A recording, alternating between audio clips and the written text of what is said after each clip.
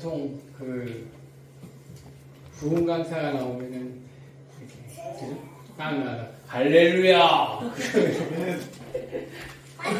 자, 오늘은 설교를 시작하기 전에 그 옆에 있는 자녀가 동속한 분들은 자녀를 한번 쳐다봐 주시기 바랍니다. 뭐 자녀가 저쪽에 구석에 저렇게 짱 박혀 있거나 마스크를 나랑 똑같은 목사와 똑같은 마스크를 쓰고 도도하게 앉아 계시는 우리 자녀를 쳐다보시든지, 자녀를 같이 오시지 않은 분들은 이제 우리 피아노 선생님이나 저기 멀리 캐나다에 있는 우리 전도사님 같은 경우는 마음속으로 자기의 자녀를 한번 생각해 보시기 바랍니다. 이 피아노 선생님은 자녀를 생각만 해도 좋은지 두 자녀를 생각하니까 입이 벌써 자녀 바보입니다. 우리 피아노 선생님 맨날 자녀 얘기만 하니까. 그 자녀를 바라보는 부모의 마음을 한마디로 얘기하면 무엇일까요? 우리 권사님도 삼남매인가요? 사남매인가요? 네? 삼형제이신가요? 삼형제를 생각할 때 그 마음을 뭐라고 표현하는가요? 한마디로 표현하면 사랑이라고 표현하겠죠. 세상에 있는 모든 책들도 또 세상에 있는 모든 것도 동일하게 부모가 자식을 바라볼 때는 뭐라고 바라보냐면 사랑이라고 바라본다고 표현합니다. 이게 인간이 가진 본능 중에 하나라고 모든 책들은 얘기를 하고 있습니다. 심지어 마태복음 7장 8절에서 9절에 보면 예수님도 뭐라고 표현하냐면, 어느 부모가 자식이 뭐를 달라고 했을 때 뱀을 주고 나쁜 것을 주겠느냐라고 이렇게 표현을 합니다. 인간의 본능에 대해서 여러 책들이 있습니다. 심리적인 본능적으로 3대 특징이 있고, 또 뭐 문맥적으로도 있고 인간학적으로도 있고 여러 가지가 있는데, 인간이 가진 3대 본능에 대해서 이것을 통합해서 말하면 이 3가지입니다. 첫째는 뭡니까? 자기 보호 본능입니다. 인간은 자기를 보호하려는 본능 안에서 살게 된다는 것입니다. 두 번째, 사회성입니다.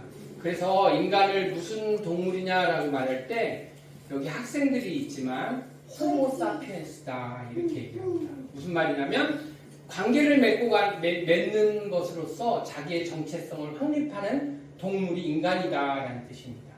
그래서 예수님이 교회를 만드신 이유가 예수 믿는 사람끼리 모여있고 영향을 주고받아라 해서 인간의 이런 특질을 꿰뚫고 만든 것이 바로 교회입니다. 또 세 번째, 이 세 번째가 가장 중요한데, 인간은 초월적인 본능을 갖고 있답니다. 어떤 것을 초월하려고 하는 본능이 인간한테는 있다고 하는데, 이것이 인간이 가진 3대 본능이라고 얘기합니다. 우리가 자녀를 여러분 왜 사랑합니까? 우리 한결이가 지금 자가용을 가지고 엄마를 잘못하면 때릴 수도 있습니다. 엄마 막 물다 막 무지르고, 만약에 한결이가 아니라 다른 사람이 와서 내 이러면은 바로 던졌을지도 모르는데 그걸 보면서 계속 웃습니다. 한결이를 보면서. 우리 유경미 집사님이 한결이를 바라보면서 이렇게 웃는 건 사실은 왜 그렇습니까? 유경미 집사님 안에 이 3대 본능으로 저는 해석을 해보겠습니다. 먼저 어떤 거냐면, 인간이 가진 가장 큰 본능 중에 하나가 초월성이라고 얘기했는데, 인간이 가진 가장 큰 꿈 중에 하나가 불멸, 죽지 않고 영원히 살고자 하는 마음이 이 마음 깊은 곳에 있다는 것입니다. 그러니까 한결이를 보고 웃는 이유는 내 유전자가 한결이한테 갔기 때문에 내가 영원히 죽지 않고 살 수 있다는 이런 확장성 때문에 한결이를 보면서 웃는다는 것입니다. 아주 쉬운 얘기로 하면 한결이를 통해서 나는 영원히 살 수 있다는 확증을 얻어낸다는 것입니다. 그걸 갖다가 뭐라고 얘기하냐면 사랑이라고 표현하는 것입니다. 대표적인 사람이 누굽니까? 진시황이 있습니다. 영원히 죽지 않으려고 여러 사람들에게 엄청난 여행 경비를 주면서 불로 영약을 가져다 달라고 했죠. 또 있습니다. 피라미드 보십시오. 가자의 피라미드를 보면 파라오가 영원히 죽지 않을 거라고 확신하면서 엄청난 그런 건물들을 만들어 내고 있다는 것입니다. 여러분 혹시 영화 우아한 세계를 보신 적이 있습니까? 저는 근데 우아한 세계를 한 2, 30번 정도 봤는데 송강호 주연입니다. 근데 그 우아한 세계에서 가장 인상적인 장면이 뭐냐면 그 장면을 볼 때마다 우리 전도사님이 생각납니다. 사실 그 송강호는 조직폭력배예요. 깡패인데 그 자식들이 전부 다 자식들 남자들 딸 하나 그리고 부인 3명이 어디가 있냐면 캐나다에 가 있고 캐나다. 가끔가다 그 자녀들이 자기네들이 막 풀장에서 놀고 막 물 뿌리고 이런 비디오를 붙여주면은 그거를 계속 돌려보는 거예요. 돌려보면서 그 장면이 참 인상적인데 라면을 먹으면서 그 장면을 보면서 막 같이 웃다가 나중에는 신경질 나니까 라면을 확 그러니까 자기 자신이 뭐 하고 있는 건가 해서 라면을 확 뿌리치고 에이씨 이러는 장면이 저는 그 영화에서 가장 인상적이에요. 그 장면을 볼 때마다 우리 전도사님도 저럴까 집안에서 라면을 먹고 에이씨 이러면서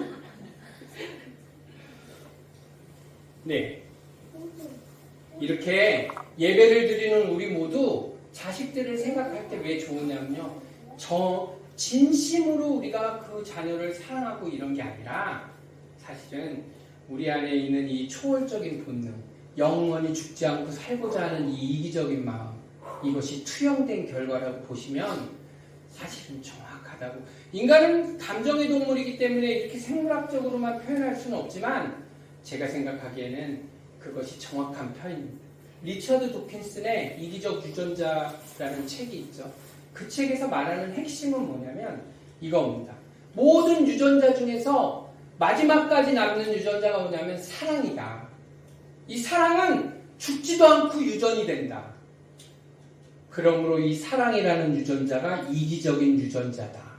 리처드 도킨스는 그것을 베이스로 예수 그리스도를 욕합니다. 기독교를 욕하고 이기적인 단체다라고.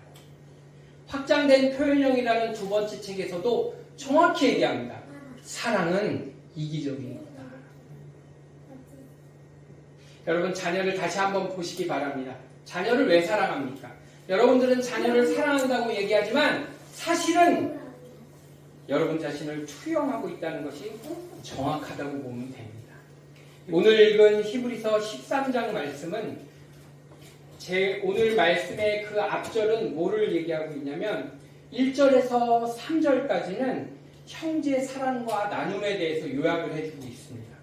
그리고 4절에서 6절까지는 기독교인이 결혼을 어떻게 해야 된다라고 제시를 해주고 있고 물질에 대한 네가 바라보는 관점이 어떠해야 된다라는 걸 제시해주고 있습니다. 또 7절에서 11절까지 말씀은 믿음의 지도자로 어떻게 셀 수 있는지 믿음의 지도자들에게 순종함으로 너도 순종의 믿음의 지도자가 될 수 있다는 것을 그런 얘기해주고 있습니다. 1절부터 11절까지 쭉 한마디로 얘기하면 무슨 얘기냐면 기독교인의 삶은 이렇다라고 하는 것을 얘기해주고 있는 것입니다. 그리고 오늘 본문 8장 13장 8절이 나옵니다. 제가 한번 읽어보겠습니다. 예수 그리스도는 어제나 오늘이나 영원토록 동일하시니라. 저는 저번 주에 입원을 했었습니다.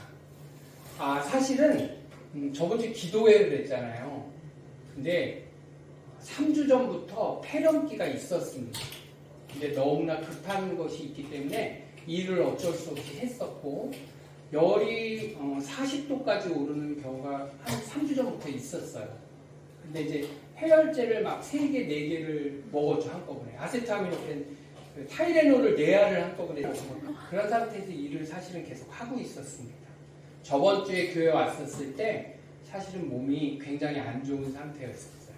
그때도 아침에 해열제를 2알을 먹고 교회에 온 상태였고 한 4시간 지나면 다시 열이 많이 오르고 또 마침 그때 기도했잖아요. 기도해야 되는데 막 기침을 막 했잖아요. 그게 이제 폐가 이미 염증이 생겨가지고 이런 공기가 들어가면은 기침이 나오는 어쩔 수 없는. 이 폐렴이 굉장히 무서운 거더라고요. 저는 몰랐는데. 특히 당뇨 환자한테 있어서의 폐렴은 사실은 제가 오늘 겪은 이런 얘기를 통해서 하나님이 어떻게 은혜를 주셨는지 얘기해 드리려고 하는데, 이 폐렴은 굉장히 위험한 것 중에 하나라는 거는 요번에 들어가서 알았습니다. 그 구준엽의 여자친구가 폐렴 때문에 죽은 거였더라고요. 그리고 교황이 위험하다고 얘기한 게 요즘 그 바로 폐렴 때문에 위험하다고 그런 거였더라고요.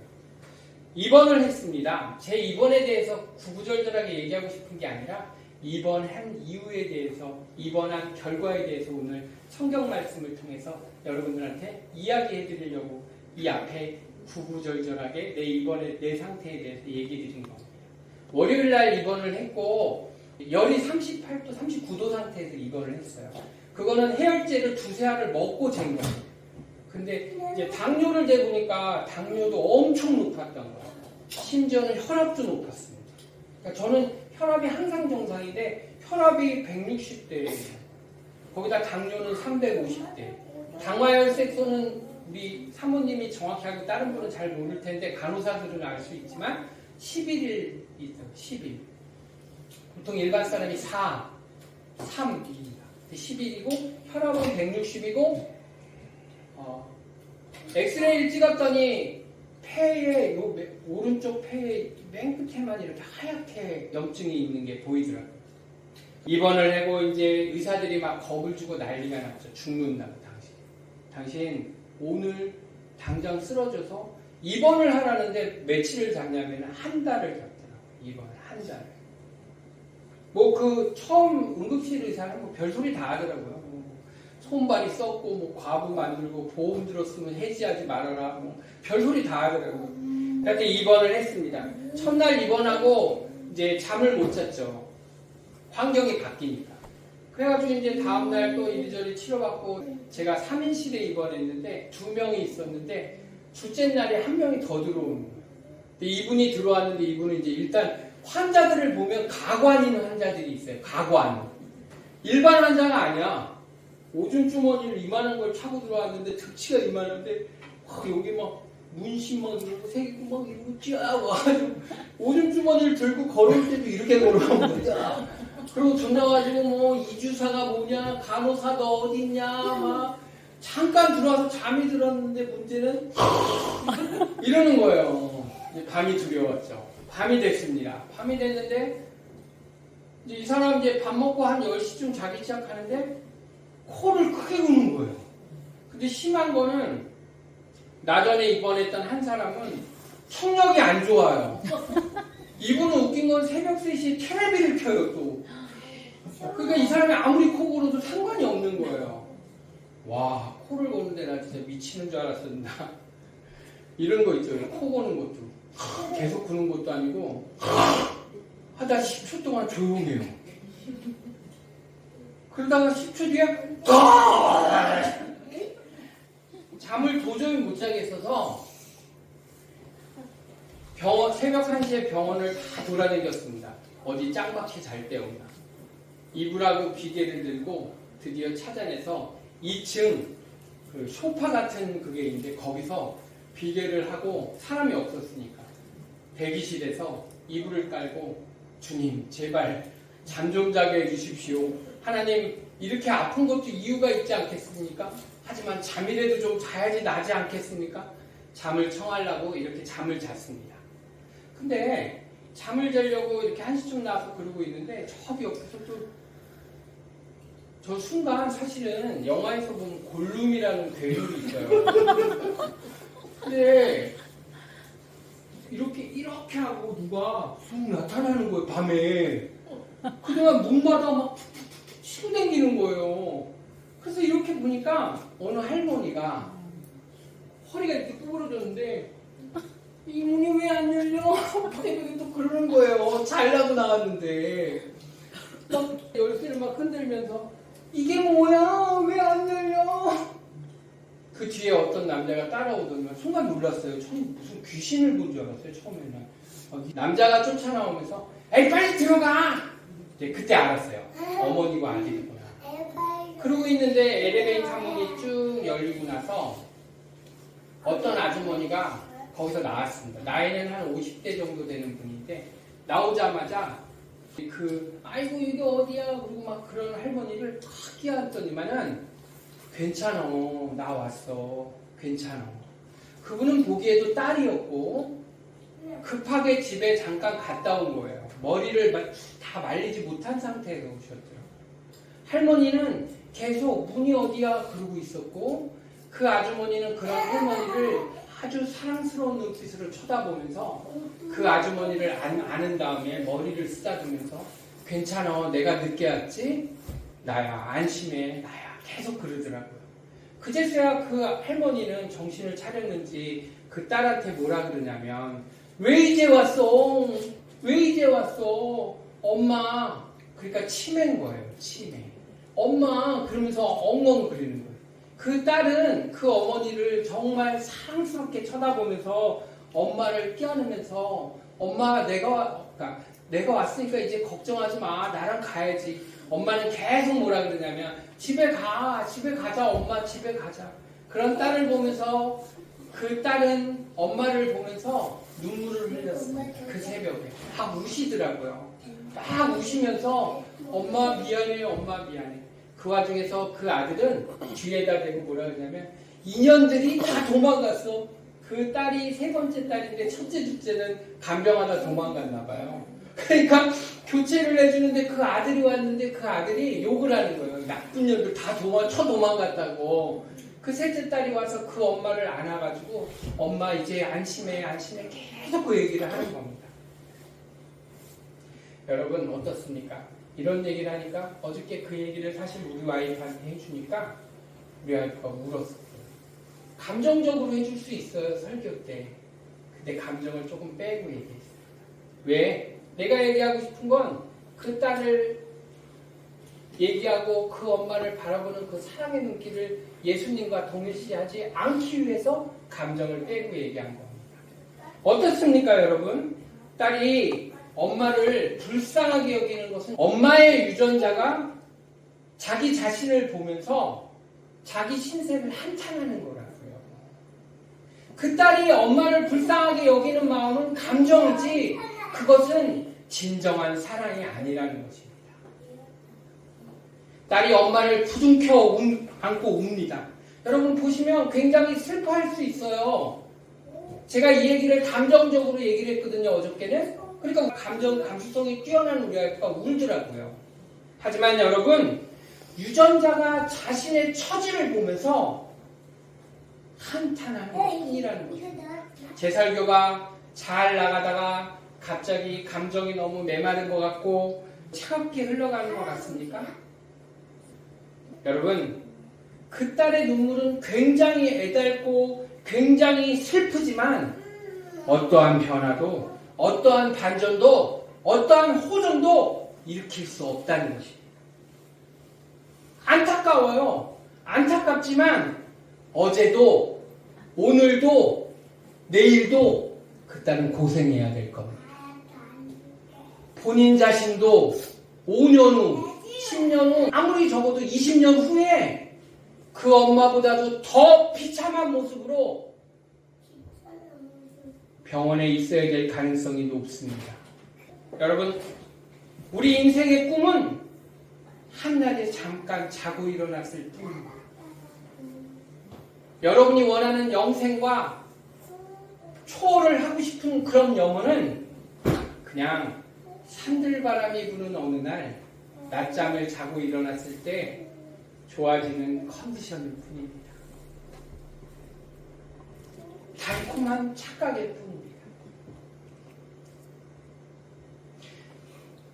그 순간 저는 이분이 만약에 예수님을 알았다면, 이분이 만약에 하나님을 알았다면, 말라기서 3장 6절에 나오는 나 여호와는 영원히 변하지 않는다라는 이 말씀을 알았다면, 우리 하나님 예수 그리스도의 불변성을 이 여자분이 알고 있었다면, 창조 이전부터 존재했고 인간의 몸으로 오셨고 그 인간의 몸으로 죽으셨고 지금도 살아계셔서 역사하고 계시고 앞으로도 오셔서 우리에게 영원한 생명을 주실 예수 그리스도를 이분이 알고 있었다면, 그리스도의 영원성을 이분이 믿고 있었다면,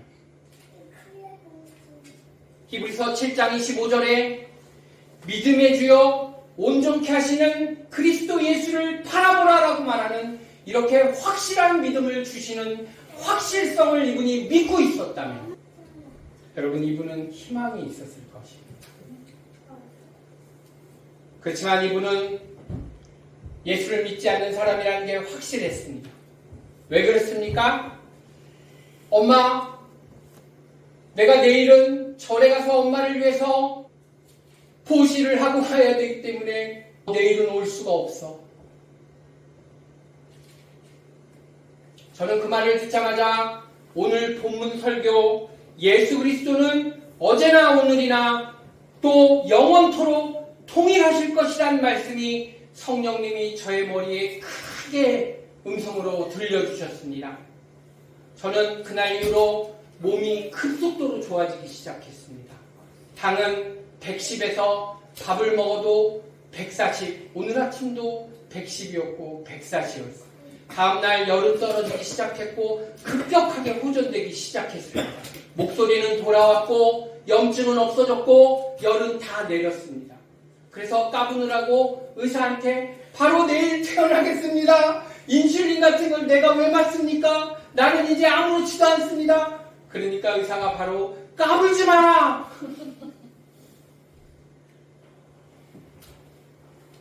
우리 예수 그리스도는 여러분의 어제도 동일하셨고 지금 설교를 듣는 오늘도 동일하시며 여러분이 걱정하고 근심하시는 내일 아침도 동일하실 것입니다. 힘을 내십시오. 폐렴에서도 이기고 나온 폐렴에서도 죽을 뻔한 사람도 이렇게 그때그때 살려주시는데 여러분의 어려움 뿐이겠습니까? 저의 고민 뿐이겠습니까? 여러분 예수를 더욱더 깊이 믿으시기 바랍니다. 예수를 더욱더 깊이 사랑하시기 바랍니다. 그분과 꼭 동행하는 삶을 사시기 바랍니다. 물론 제가 이 설교에서 다 못하는 얘기도 있습니다. 예수를 더욱 사랑할수록 예수에 더욱 깊이 들어갈수록 여러분의 몸은 더 쇠할 수 있고 여러분의 환경은 더 어려워질 수 있고 여러분은 마귀가 끊임없이 시험할 것입니다. 하지만 여러분의 몸이 약해지고 여러분의 정신이 쇠약해지고 여러분의 환경이 나빠질수록 예수 그리스도는 어제나 오늘이나 영원토록 동일히 여러분들 옆에서 동일히 여러분들을 사랑하고 계신다는 것을 더 깊이 느끼게 되실 겁니다. 지나간 한 주는 저에게 굉장히 괴로운 한 주였으면서도 동시에 엄청난 에너지를 얻게 되는 한 주였습니다. 병원에서 그랬습니다. 정말 이상하게 빨리 나간다. 5일 만에 나왔으니까. 병원에서 처음에 입원할 때 늦어도 보름. 근데 처음에 입원할 때 그랬습니다. 하나님한테. 하나님, 이번 주가 설교인데 김기성 목사님이 가만히 두겠냐고 나를. 하나님, 우리 김기성 목사님이 이게 설교를 네가 제때 못하면은 이거 혼난다고. 나를 다시 살려 보내주셔야지 내가 설교단에 설 수 있다고. 하나님 좋습니다. 내가 토요일까지 열심히 당도 내리고 이제 한동안 맨날 라면 먹고 케찹 뿌려 먹고 그러던 내가 이제 하나님 다시 내가 처음에 당뇨라는 걸 5년 전에 알았을 때 여러분 얼마나 지독한 줄 아십니까? 일주일 내내 당근만 먹었습니다. 당근이 좋다고 해서. 우리 와이프가 알아요. 밥 대신 당근만 먹었어요. 뜀박질을 너무 해서 나중에 10kg, 20kg를 뛰어다녔습니다. 얼마나 많이 뛰었냐면요. 당이 저혈당이 걸릴 정도로 뛰어다녔습니다. 그런데 어느가 타락돼가지고 라면의 맛을 알게 되고 짜장면의 맛을 알게 되고 탕수육의 맛을 다시 찾게 되고 어제나 오늘이나 내일이나 동일하시다는 우리 예수 그리스도의 말씀이 저를 휘어잡은 뒤에 다음날부터 저는 병원에서 밥 먹자마자 나가가지고 1시간, 2시간 동안 뛰어다니기 시작했습니다. 뛰어다니니 어떻게 되겠습니까? 당연히 당은 떨어지고 의사가 하는 말이 전날까지 300 나왔는데 갑자기 110이 나왔다고. 이거는 저혈당이 나왔으니까 또 문제가 있는 거라고. 네. 여러분, 이런 그리스도 예수의 말씀이 여러분들을 또 한 주간 사로잡고 여러분의 걱정 가운데 녹아들어서 그 걱정을 해결해 주시고 힘을 내서 또 한 주를 살아가고 다음 주에도 웃는 얼굴로 또 우리 다음 주에 설교를 하시는 우리 담임 목사님의 설교를 들으러 또 이 자리에 같이 보게 되기를 주의 이름으로 축원합니다. 기도하겠습니다.